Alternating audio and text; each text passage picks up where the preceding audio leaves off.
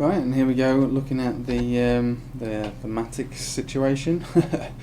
So it's not looking too great. We bounced. We're looking now at the Bitcoin pairing. So things are looking quite good. We were moving up. Quite well. Bitcoin is very choppy at the moment. Lots of scalping range. So it's going up and down in quite dramatic ranges. And there was a good point where it was going down a lot faster than Matic. It's now begun to fall slower than Matic, which basically, without the money coming in back into Matic, we're now testing these moving averages here, and actually it looks as though we may even break them. Had a bit of a rejection here, but we're still resting on it. We're on the 4-hourly chart here. We'll go to the hourly to see how different that looks, but I can't imagine it'll look much better.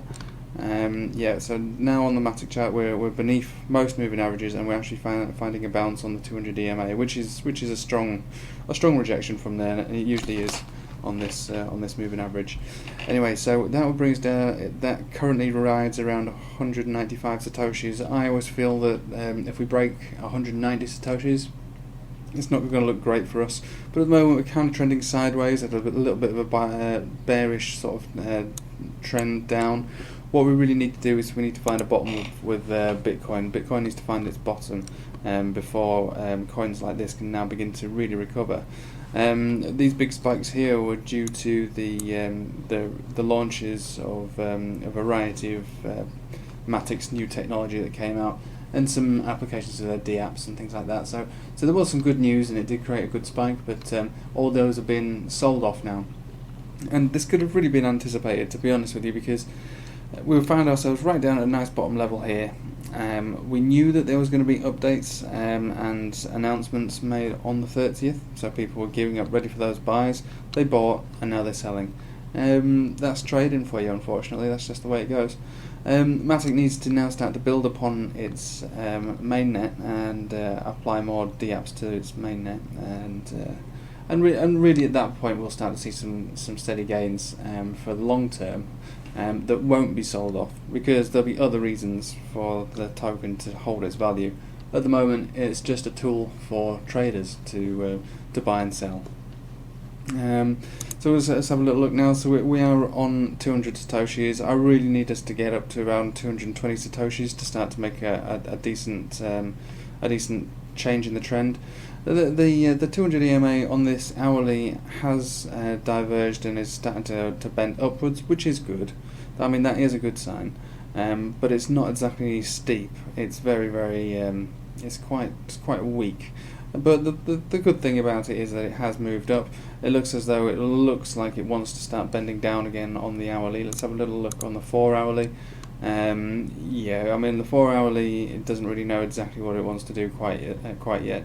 If we start to make more moves, if we get towards 220 and beyond, then this trend will change. We need to get above this 200 EMA and use that as a support on the 4-hourly for us to really really start recovering.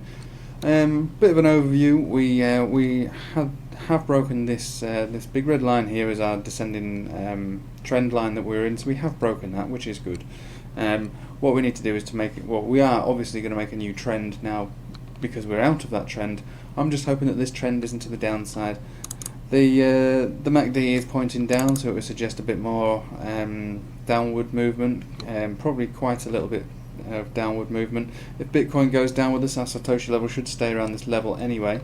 But if Bitcoin, I wouldn't say Bitcoin's likely to recover anytime soon, but if it stays above 10,000 and fails to fall back down towards 9,800, 9,500 and lower, then I think what we'll see is we will see Matic losing some of its Satoshi value, because it wants to come down again now. It wants to come back down.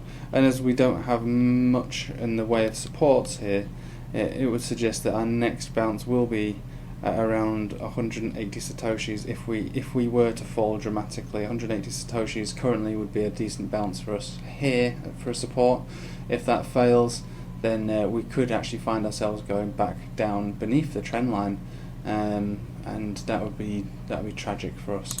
So one last look at the tether pairing. So yeah, 4-hourly we've broken beneath the 200 EMA, which is a terrible thing to do.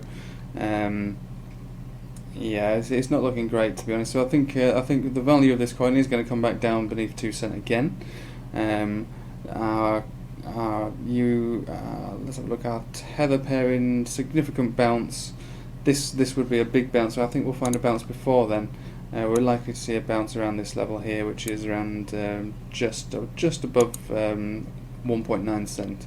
We'll probably find some support there. Hopefully that won't break. If Bitcoin starts to plummet though, that will break, and we'll probably find our way down here again at around 18. Well, I'll say 1.8 cent. Anyway, thanks for watching. I have to make this video quite quick. I've got to get back to work, so hope you have a nice day. Take it easy, and tune in for more, because I do make these updates daily. And thanks for watching.